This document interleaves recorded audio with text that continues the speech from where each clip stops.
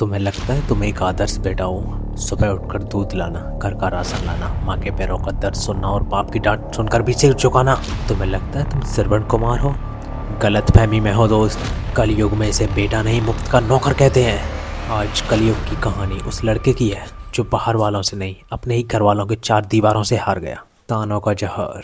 एक लड़का, शायद तुम ही हो वो कोशिश करता है, हाथ पैर मारता है, कोई छोटा मोटा काम भी करता है, लेकिन साला किस्मत और सोसाइटी का पैमाना ऐसा है कि अगर बैंक के अकाउंट में लाखों नहीं है तो तुम नल्ला हो। वो घर के सारे काम करता है, झाड़ू से लेकर सारा काम तक, ताकि उसे घर में थोड़ी सी इज्जत मिल जाए, ताकि बाप ये ना कह सके कि रोटी तोड़ता है। लेकिन बदले में उसे क्या मिलता है? सिर्फ ताने। शर्मा जी के लड़के को देख, फलाने को देख, उसकी नौकरी लग गई, तुझसे कुछ नहीं होगा। उसकी मेहनत किसी को नहीं दिखती, पर उसकी असफलता सबको चुभती है। वो घर का काम करे तो उसका फर्ज है, और गलती से कुछ अपने लिए चाहा तो उसे नीचा गिरा दिया जाता है। तुमसे नहीं होगा, अपनी औकात में रहो कहकर बोल दिया जाता है।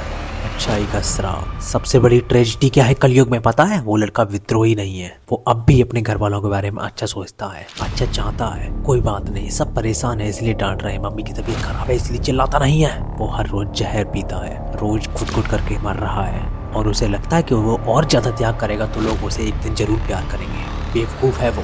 याद रखना, इस दुनिया में झुकने वालों को लोग सलाम नहीं करते, उसे पायदान समझकर उसके पहुंच लेते हैं, चाहे वो तुम्हारे अपने ही खून क्यों ना हो। Depression.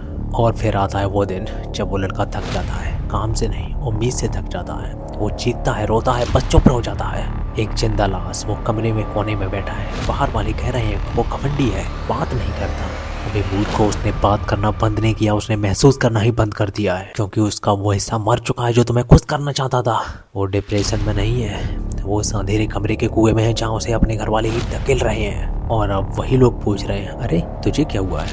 Wake up the call भड़ास। अगर तुम वो लड़के हो तो आज मेरी बात कान खोल कर सुन लो। ये त्याग की मूर्ति दिखाना बंद करो। जब तक तुम्हारी जेब में पैसा नहीं होगा, तुम्हारी अच्छाई की कीमत 2 कौड़ी की होगी।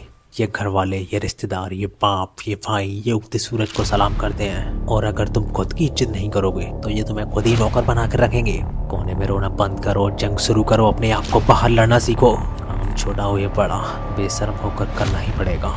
यही है कलयुग की सच्चाई, क्योंकि सफल वो नहीं होता जो सबकी सुनता है, सफल वो होता है जो बाहर से बहरा हो जाता है। अपनी चुप्पी को अपनी ताकत बनाओ। जिस दिन तुम कुछ बन जाओगे, यही लोग तुम्हें कोसने के बजाय तुम्हारी आरती उतारेंगे, क्योंकि यही कलयुग का सच है। उठो और खुद के लिए जीना सीखो।